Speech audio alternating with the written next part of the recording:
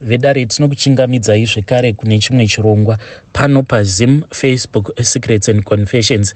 Tadzoka zvekare nemamwe mamessages. Regedzai tibva tapinda mumamessages edu atadzoka takakubatirai. Message edu yokutanga yakamira sekudai so: Nanzi makadi zvenyu mukomanashe, ndinokumbirawo kuti munge muchizondiposterawo nyaya yangu makavikawo chitupa changu. Inini mukoma ndiri murume ane makore 65 years ekuberekwa. Ndauyawo pano neconfession yangu iyo yakakonzeresa kuti ndinge ndichizodzinga murume uyo ainge avawo nemakore akati kuti achindishandira but ainge ari wechidiki zvake. Uyu mukomana uyo ainge achindishandira ari garden boy wangu mukoma. Ndakabva ndazomudzinga basa. After that ndokubva ndazongoramba ndichingomuronda kuzonosvika ndichizonomuurayisa nezvidhoma zvangu. It was because of some of the things zvaainge ava kuita pamba pangu, but ndine kamwe kakuregreta mukoma kuti ndakaurayisa zvake munhu ainge asina mhosva. Ainge ndagara zvangu ndiri munhu ainge aine ziso rainge rakavhurika. Saka pane paya zvinhu pazvakambonetsa muno munyika medu, paya pekuti mumashelf zvinhu zvainge zvava kusawanikwa, ndo pandakabva ndatora mukana wekuti ndinge ndichishandisa dzimwe mari dzandainge ndiinadzo ndokubva ndatanga kuhodha zvinhu. Saka mukunohodha zvinhu mukoma ndakabva ndaita profit. Ndikabva ndati chiregedzai ndinge ndichisimudzirawo kumusha kwedu uko kwandinobva. Ndakabva ndaenda kuya ndokubva ndanomisa grocery store, but chinhu chandakaona patiri vanhu vatema ndechekuti isusu titori nedambudziko. Kana munhu watakakura tichiziva kana akazoita sekunge anenge asimukira, tinenge tava kutsvaka nzira dzekuti tinge tichimuwisidzira nadzo pasi. Ndo zvakazoitika kwandiri. Ndainge ndiina vamwe mukoma vangu avo vandakazorovesa nezvidhoma zvangu zvekare naamai guru, vose vakangorohwa nezvidhoma zuva rimwe chete. After ndazofind out kuti izvi ndo zvavainge vakandiitira izvi mukoma, ndakabatikana mushure mekunge n'anga iyo yakazondirombesa yandiudza zvose zvakaitika muupenyu hwangu mukoma. Ndakati ndamisa grocery store iya, ivo amai guru ava vainge vatogara zvavo vari muroyi zvavo nechekare. Saka vakabva vazowanawo pekuti vange vachindibatira. Chekutanga chavakaita ndechekuti ivo nehanzvadzi yangu vakabva vazondisetera tsono padoo reshopu yangu. Ende muone musi wacho wavakandiroya mukoma, ndakatobva kuno kuHarare ndichitodzokera kumusha. Ndainge ndakatolodha mukoma, ndakatolodhawo mabox aya emailangeni mazuva aya zvekare nemafuta, ndichitirawo kuti hama dzangu dzisazoziya nenzara, dzinge dzichiwanawo zvekuti dzinokwanisawo kutengesa kana kuri kunzi zvinhu zvinenge zvavaomera. Ndakatofamba mukoma ndichi offloada zvinhu zviya zvandainge ndatora kune imwe shop yangu yainge iri kuno kuHarare. Ndakavagoverana idzo hama dzangu idzi, ndakadzigoverana equally. Ndakazoti ndasvika pamba pamukoma because ndo pandainge ndichida kuzorara ipapo, then mangwana acho ndobva ndazodzoka kuno kuHarare. Ndakati ndichisvikapo mukoma ndakaona chiso cha amai guru vangu chichichinja. Chiso chavo mukoma chakashanduka chikaita chiso vakabva vaita sekunge vainge vava imwe mhuka. Ndikangoti vakaita sekunge mhuka iya yavanoti pachirungu wolf, iya yakaita kunge imbwa, kungoti munomu hamuna. Vainge vakaita kunge wolf mukoma. Apa vainge vachityisa, ndokubva chiso chavo chikabva chashanduka zvekare. Saka ndakangoti zvimwe kuda ipfungwa dzangu. Saka ndakabva ndazoti kune mukomana uyo wandainge ndiinaye, chiburutsa zvinhu mumotikari. Ndokubva taburutsa zvinhu zviya zvikabva zvanolodhewa mubedroom mavo. Saka ndakabva ndazosara zvangu ndakamira pamukova webedroom ravo ivo amai guru ava tichingokurukura. Ndokubva ndazoburitsa mari ndikati mari iyi ndanga ndatokanganwa kukupai, ndikuda kuti mari iyi munge muchizoichengeta kuitirawo kuti kana mukakohwa munge muchizopota muchishandisa mari iyi muchienda kunogayisa kuitira vana vangu ava vasazotambura.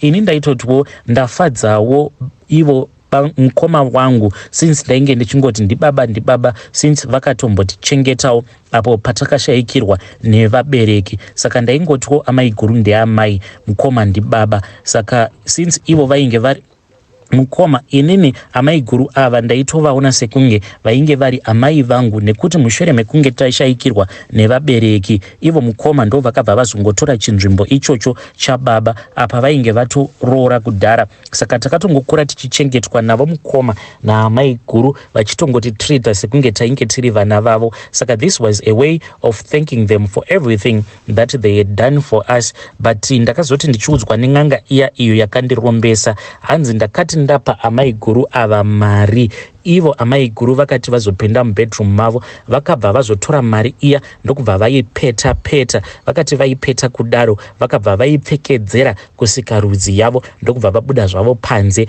vakatanga kuita mabasa avo. Zonosvika vachinondibikira mukoma vainge vakangopfeka mari iyo yandainge ndavapa kusikarudzi yavo.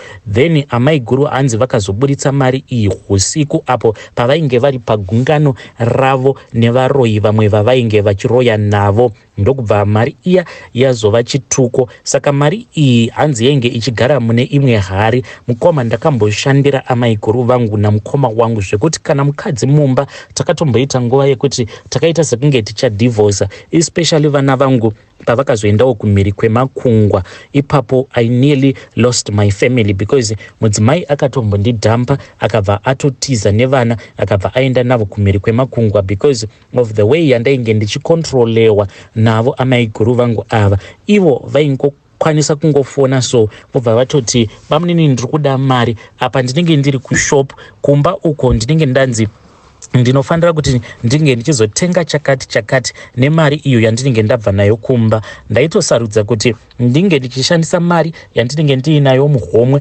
zvekare ndobva ndatotora imwe mari patil even mumasavings mukoma ndainge ndichipindira mari dzose idzodzo dzainge dziri mumasavings. Amai guru ava vakasvika pakutenga mombe dzaikwana idzo kuita 6 dzavakatenga nemari yandainge ndichingovatumidzira. Vainge vava kungogara vachidhimanda as if ivo ndo vainge vatori mubereki wangu, vaingoshandisa iroro rekuti ndini ndakakuchengeta kubva uchiri mwana mudiki. Saka mudzimai wangu nekusazivawo kuti ndainge ndichishandisirwa mishonga akasvika pakuti zvimwe kuda munodanana henyu, chimirai ndinge ndichimbokupaiwo freedom. At that time when I nearly lost my family ndakatofara kutoti mudzimai wangu zvaaenda kuchando uko I am going to be safe. At that time ndakatofara kuti mudzimai wangu zvaaramwa akaenda kuchando uko I now have time. Amai guru ava vaitouya kunoku kuHarare kuzonosvika ndichizonopepuka mukoma pandakaona kuti mabusinesses angu ose ainge abroka. Vava kutoti pamunini madii mangotengesa imba iyi kana kungochinjisa imba iyi. Vainge vachida kuti imba yangu ndinge nichiisa muzita remwana wavo, mishonga iriko kunze uko. Ende mishonga vanhu vanobata zvekuti kunyange matitle deeds emba yako they are not even safe once wava in close proximity nemunhu anenge aine mishonga. Ndakatombopindwa nemwoyo wekuti ndinge ndichienda navo amai guru tobva taita sekunge tatengesarana imba, but at that time mabusiness angu achifeila. Ukuwo mukadzi ainge ava kundithreatena with the divorce achiti sezvo mati mava kuda kutengesa imba saka there is no need for us to get married because I can see kuti hamuna legacy yamunoda kuti munge muchizosiyira vana. Ipapo ndo pandakabva ndazoti pembenu ndikati let me try to fight for my wife again. Ndokubva ndazotanga kufamba zvechikristu mukoma. Ndakabva ndazombozvisendeka pasaidi ndini uyo ndikabva ndatanga kufamba ndichienda muvanhu ava vanoita zvechivanhu. Ndakatanga ndichafamba usiku kudzamara ndisisina kana nyadzi. Ndainge ndava kungoti kana ndikaona panenge paine mureza pachirakidza kuti panoitwa zvezvigure kana kuti panoitwa zven'anga ndaingopindapo. Zosvika ndichizosangana neumwe mudhara uyo ainge ari chigure zvekare ari mukuru wezvigure uyo anogara mune rimwe location riri padhuze neuko kwandainge ndakatenga stand yangu. Mukoma ndakabva ndatanga kutaura naye mudhara uyu achibva azondiudza kuti nyaya idzi dzinotinetsei, but iye achambozama kunditsvakirawo information kuzonosvika achizondiudza kuti information kwaainge aiwanira kwacho kwainge kuri kachana. Ndikabva ndati sekuru chandiri kungoda kungobatsirwa chete, kunyange mukati kumalawi chaiko ndinosvika. Akabva aseka zvake akabva akabva ati kasi uri muprofita kani, ndikabva ndati wai madaro nhai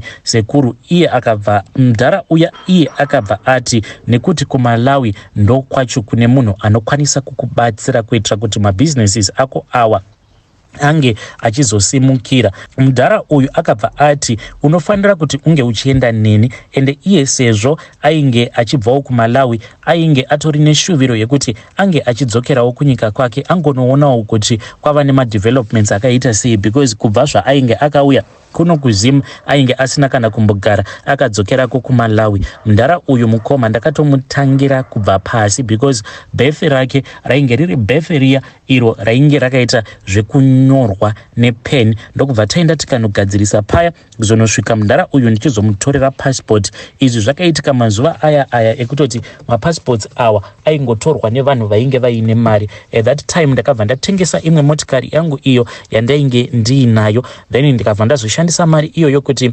ndinge ndichiaplayira mudhara uyu passport. Mapassports edu akati abuda, ndokubva tazoenda kuMalawi tichizonosvika kuvillage kuya uko mudhara kwaainge achiti ndokwaaibva, but ndakaona sekunge ainge achinyepa ini because aimboita sekunge anorasika, sekunge asiri kuziva kuti ari kupi. Kuzonosvika tichizonosvika pamba pasekuru vamwe vacho vaainge achiti ndo bhururu wake, ende mukoma ndakabva ndazobatsirwa nasekuru vaya vainge vaine moyo munyoro, kunyange zvavo vainge vasingagoni kutaura chirungu, but tainzwisisana through my actions. Ndokubva ndazobatiswa mishonga iyo yandakabatiswa, ende sekuru ava ndo vakabva vazondiratidza vision rose iro rakaitika kuzonosvika zvinhu zvangu zvichizoparara. Saka pamhiko idzo dzandakabitiswa mukoma ndakabva ndapiwa zvidhori zviviri zvakavezwa zviya zvepuranga, ndikabva ndanzi pamba pangu ndinofanira kuti ndinge ndichizosvika pakati pahwo usiku.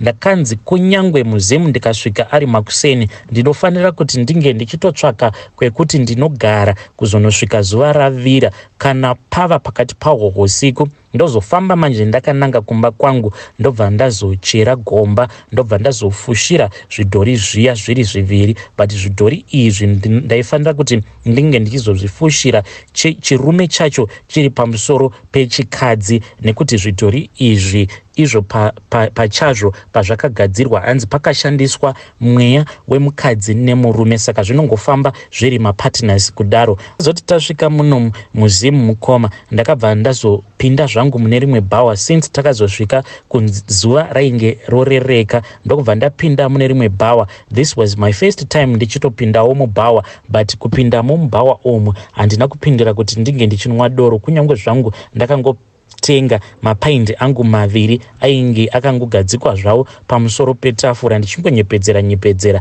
but ndisinganwi zvangu doro. Ndaitirawo kuti ndinge ndichipusha nguva ndichingovarayirwa nezvidhakwa zvainge zviri busy zvichinwa doro zvekare nemahuri ainge achitambamo mubhawa muya. Ndasvika pamba it was somewhere kuma 12 midnight ndokubva ndachizotanga manje kuchera. Ndakati ndiripo pakati pekuchera kudaro ndo pandakabva ndazoonekwa nerimwe roja repa next door rakangondiona, but rakazosvika pakubva pamba apa parainge richiroja pa next door risina kana kumbondibvunza. Handiziviwo kana rakazoudza umwe munhu, and I think kuti zvinhu zvangu ipapo zvinenge ndipo pazvakabva zvaitaka kupanduka, because ndaisafanira kuti ndinge ndichizoonekwa. Ndakabva ndaita sezvandainge ndakaudzwa nasekuru vaya, ndakabva ndazonotenga miti iya yekudzvara. Ndakatenga uri mumango, ndokubva ndauya ndikadzvara mumango uya ndikabva ndatanga kuudiridzira kuzonosvika uchizonobata.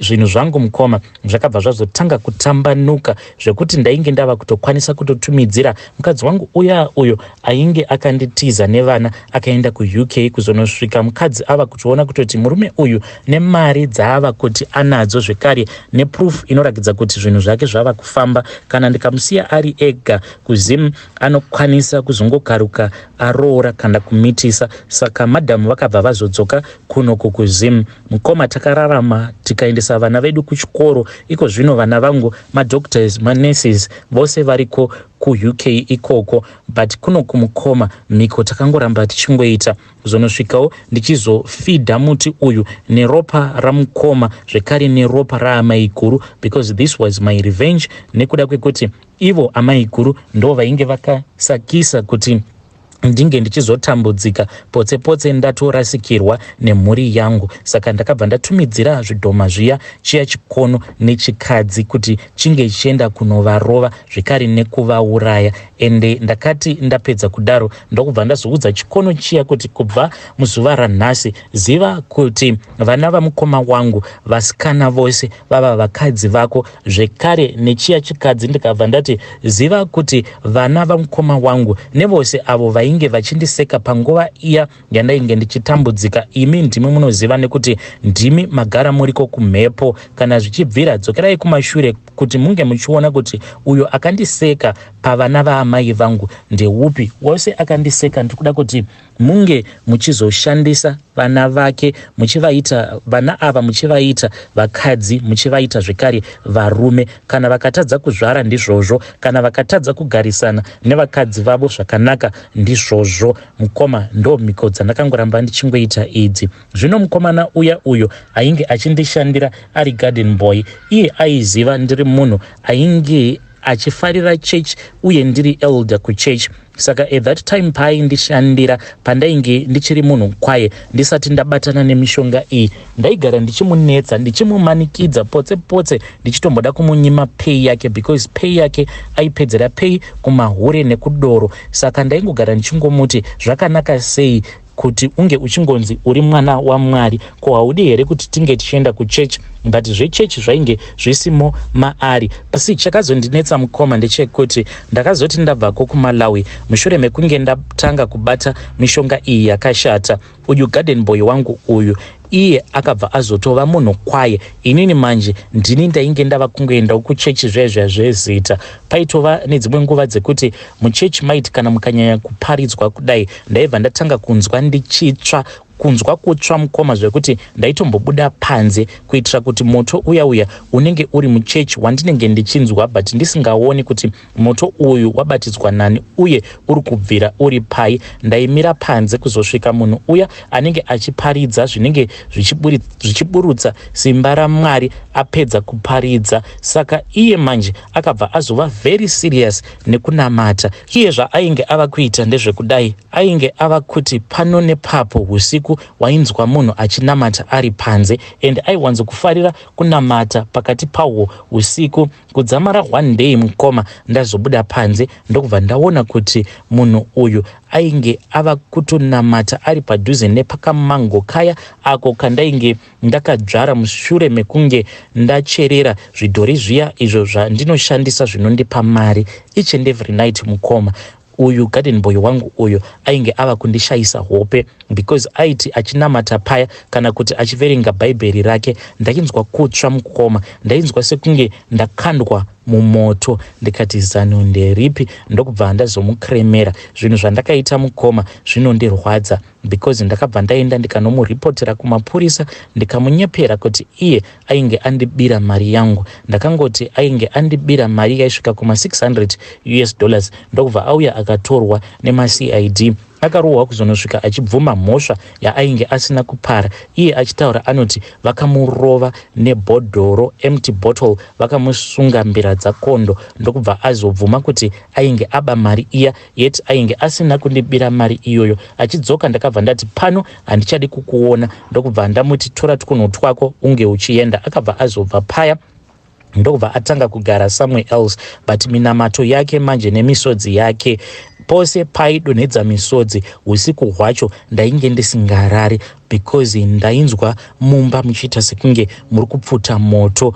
Kudzamara ndazoti pana pamunhu uyu ari kufanira kuti ainge achifa. Ndakabva ndataura nazvo zvidhoma zviya ndikati ndikuda kuti munge muchienda kunorova munhu uyu.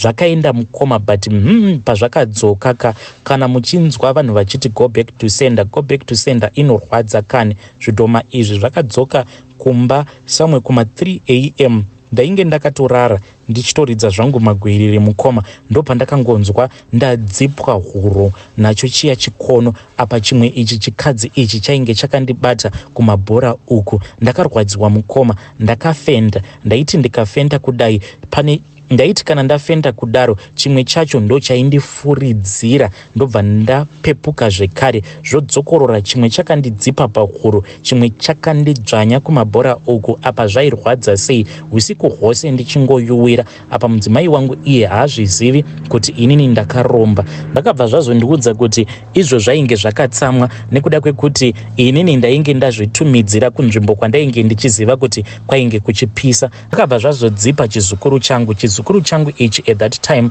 chainge chiine 3 months, chainge chakazvarirwako kuUK, mwana wemwana wangu mukomana, dangwe rangu mukoma. Mwana uyo akandirwadza, muzukuru wangu uyo akandirwadza because ainge akatotumidzirwa zita rangu. Ndokubva ashayika apo paainge aine 3 months. Ropa rake ndokubva razounzwa richibviswa uko kuUK, ndokubva raunzwa mubedroom. Rainge riri mune chimwe chibhodhoro chainge chiri 5 liters each and every night. Ndaitozviona zvidhoma izvi zvaiuya zvobva zvatanga kunwa ropa rechizukuru changu, zvichinditocha, zvichinwa ropa kudaro, zvichinditocha, zvichiti waiziva kuti kwauri kutitumidzira uku kune moto unopisa, but wakangoramba uchingotitumidzirako ikoko. Ndokubva zvazondiregerera mukoma, but zvakabva zvapanduka nekuda kweropa iro razvakanwa. Koma ndakabva ndati uyu kana ari iye akonzeresa kuti muzukuru wangu uyu ange achizourawa